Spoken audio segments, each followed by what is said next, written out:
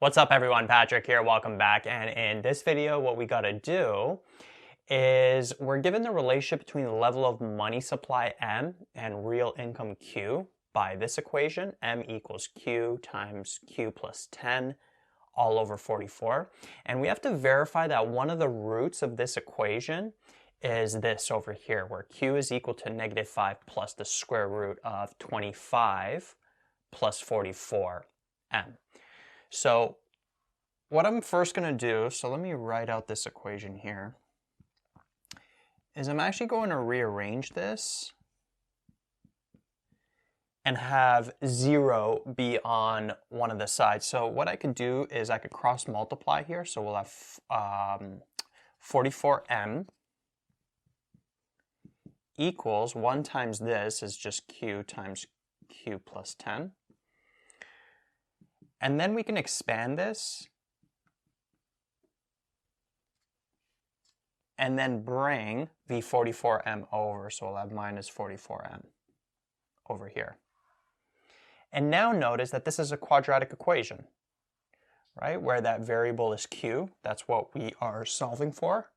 So we got Q squared plus 10Q minus 44M. So notice that this is like a constant. It's the C value. So notice that the A value is 1.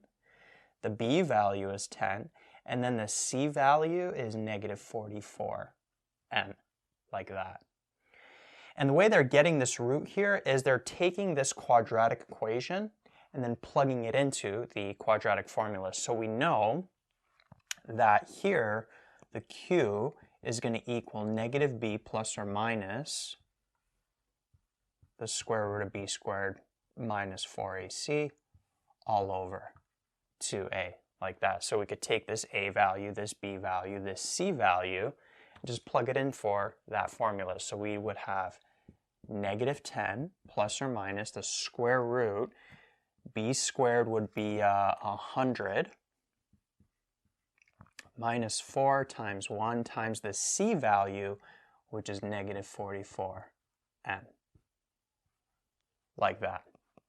And then this would be all over 2 times the a value of 1, which is just 2. Right? That's what Q is going to equal. Notice how we're getting closer and closer to that format with this format here. So let's simplify this. What we would have here is 100. Now negative negative turned into a positive. And then 4 times 44, that would give us what? 176? So we'll have 176M. And then that's going to be all over 2, like that. Question is, how do we go from here to here? Well, we would just simplify this. So notice, I'll continue this over here. We can have -10 plus or minus. Now notice in the square root, I can factor out a 4 from both of these values. And so we would end up with 25 plus 44m. And then that's going to be all over 2, like that.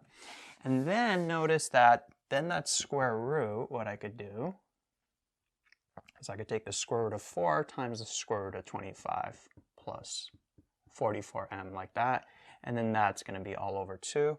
And then notice that the square root of 4 is just 2. Square root of 25 plus 44m, that stays as is. That's going to be all over 2.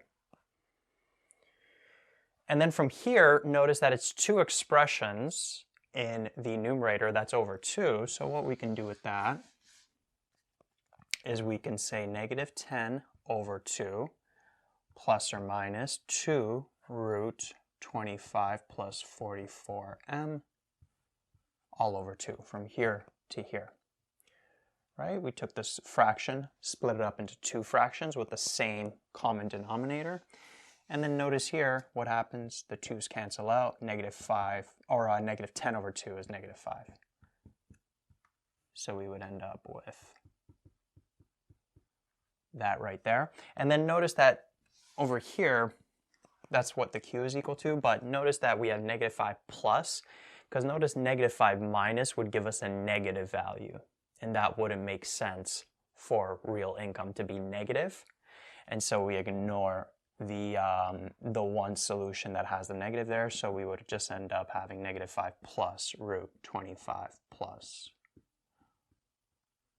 44m, right? So took this equation, turned it into a quadratic equation, and then we got to this result here using the quadratic formula.